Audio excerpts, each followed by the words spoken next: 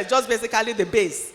There's something to put the laver on. And that thing is also made of brass. Now, basically, I checked the dictionary definition. It just means a washing vessel or a bowl for water which cleanses. So that's what a laver means. And Hebrew, it's a kiyor, and it means a pot or a pan in Hebrew. If you've listened very well to what we read, you'll notice that the major function of the laver was simply to supply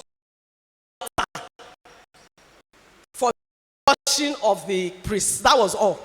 That was the only thing the laver was there for, just to contain water, and the priests will use that water for their washing before they continue in their administration in the tent.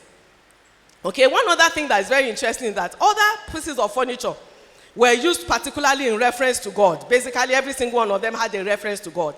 God was, the ark is the throne of God, the altar of incense, everything had some reference to God. But when you come to this laver, it was used especially, the only thing the laver was there for was for the priest. It was just there to provide water so that the priests could wash themselves. And if you notice, God kept saying, make sure you wash yourselves or you will die. If the priests do not wash themselves by the laver, they would die. So that was the purpose of the laver. So we're not going to be going into the spiritual significance of this to us now.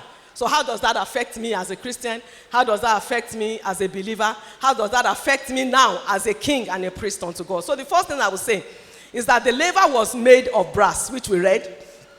And basically, like I said last week, brass is symbolic of strength. Symbolic of something that is firm, that endures, but mainly it's symbolic of judgment against sin. I talked about that last week. It's symbolic of judgment against sin. We have so many examples. The Bible talks about gates of brass. It talks about the serpents of brass. It talks about the heaven over you will be like brass. If you do not obey my word, then I will judge you, and then the heaven over you will be like brass. So anytime you see brass, we are talking about judgment against sin. That talks about, when you see brass in the Bible, it's actually basically talking about judgment against sin. So the meaning